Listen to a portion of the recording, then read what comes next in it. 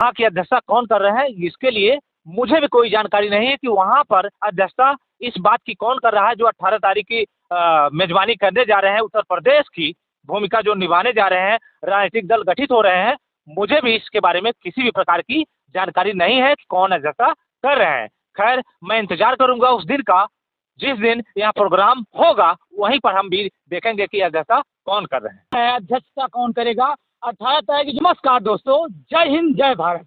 आपके सामने राजकुमार त्यागी और हमारे साथ आज जुड़ चुके हैं न्यायिक सेना के राष्ट्रीय अध्यक्ष धनंजय पासी जी, जो अभी समय झांसी मंडल स्नातक के एमएलसी के भावी प्रत्याशी भी हैं। आइए हम जानते हैं कि इनकी जो न्यायिक सेना संगठन है, क्या इनके कार्य हैं। सर, मैं आप जानना चाहूँगा, जो न्यायिक सेना आपके संगठन है, इसके कार्य क्या हैं। जी, बहुत बहुत धन्यवाद आपका। और सभी जो सम्मानित साथी हैं जो हमें देखते हैं, उनको भी मैं बहुत बहुत धन्यवाद हृदय से आभार करता हूं। और मैं बताना चाहूँगा, जैसा कि आपने बड़ा अच्छा सवाल पूछा कि न्यायिक सेना का कार्य क्या है, तो डेफिनेशन ऑफ न्यायिक सेना, बिल्कुल बहुत ही अच्छा आपने सवाल पूछा। तो न्यायिक सेना यह गुप्त तरीके से कार्य करती है अपने समाज के लिए। देखिए, पहले सर्व समाज के लिए तो काम नहीं कर पाएगी। हर कोई भी संस्था, पूरे भारत की यही सच्चाई है। ये सच्चाई है कि कोई भी जब संगठन गठित होता है तो वो अपने समाज से ही उठता है। तो उसी प्रकार से, उसी कड़ी में जो न्यायिक सेना है, वो भी अपने ही समाज को उत्थान के लिए, अपने ही समाज के सेवा के लिए, अपने ही समाज को सहायता के लिए यहाँ न्यायिक सेना बनी हुई है। और वो कर रही, गुप्त तरीके से करती है। और वो जितने भी अत्याचार या आताताई लोग हैं, उनको मुंहतोड़ जवाब देने का काम न्यायिक सेना करती है।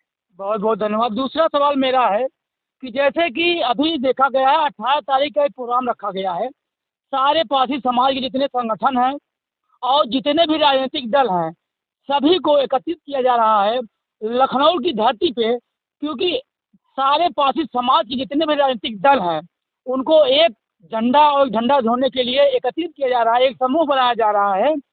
और मैं आपसे ये जानना चाहूँगा कि ये जो 18 तारीख की मीटिंग है पारसी समाज की, वो कहाँ तक सफल होगी आपके हिसाब से।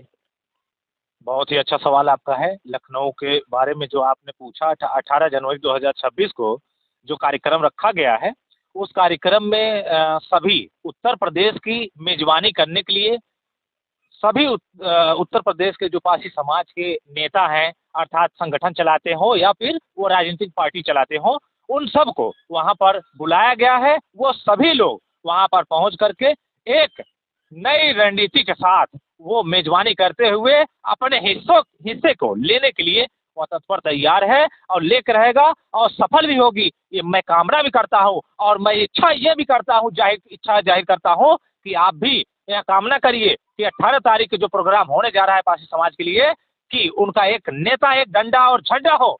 तो आप भी कामना करिए ताकि वह कार्य सफल हो जाए। और तीसरा सवाल मेरा है, जैसे कि आपने कहा, हमें जहाँ तक ज्ञान है कि मेरी बात कई राष्ट्रीय अध्यक्ष संगठनों के राष्ट्रीय अध्यक्षों से और कई राजनीतिक दल के राष्ट्रीय अध्यक्षों में मेरी बात हुई, जिसमें से कई ऐसे राष्ट्रीय अध्यक्ष हैं जिनको 18 तारीख के विषय में मालूम ही नहीं है। और पहला ये हो गया। और दूसरी बात मैं आपसे ये भी जानना चाहूँगा, ये जो 18 तारीख का कार्यक्रम किया जा रहा है, पारसी समाज को एक बनने के लिए लाया जा रहा है, इसका जो संचालनकर्ता कह लीजिए या इसका जो राष्ट्रीय अध्यक्ष को का अध्यक्षता करेगा, इसका अध्यक्ष कौन होगा, मैं ये जानना चाहता हूँ आपसे, क्योंकि आप भी एक राष्ट्रीय अध्यक्ष हैं। पूछा। और इन सब चीज़ों को अगर देखा जाए तो जो राष्ट्रीय अध्यक्ष, जितने भी राष्ट्रीय अध्यक्ष उत्तर प्रदेश में हैं, वह सभी को बुलाया गया है। लेकिन पहला सवाल जैसे आपका था कि सभी को नहीं बुलाया गया है, अभी सभी के पास सूचना नहीं। आप बात किए कुछ लोगों से, कुछ राष्ट्रीय अध्यक्षों से, तो मैं बताना चाहूँगा अभी तो समय बहुत है। 18 तारीख की बात है, अभी तो आज 12 तारीख है, इसलिए अभी टाइम है। 15 तारीख से पहले उन सभी व्यक्तियों तक सूचना पहुँचेगी, और हो सकता है सोशल मीडिया के जरिए उन सभी तक सूचना पहुँच भी गई हो।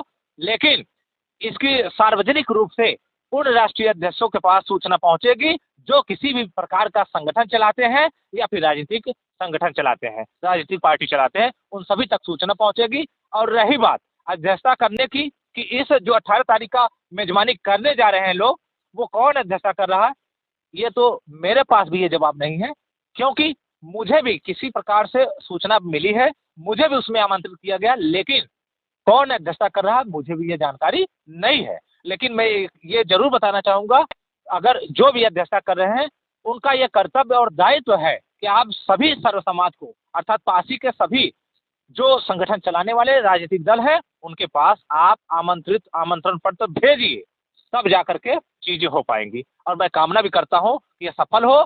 और आप ये मत सोचिए कि आप राष्ट्रीय अध्यक्ष हैं तो आप घर पर बैठे हैं, नहीं, आप काम कर रहे हैं, लेकिन इसको भी आपको ध्यान में ये रखकर चलना पड़ेगा, निमंत्रण आपको पहुंचता है या नहीं पहुंचता है, इसमें आपको उसमें भागीदारी लेने के लिए आपको पहुंचना चाहिए, हिस्सेदारी आप जबरदस्ती लीजिए, तब जा करके यहाँ कार्य पूरा हो पाएगा, ये मेरा मानना है।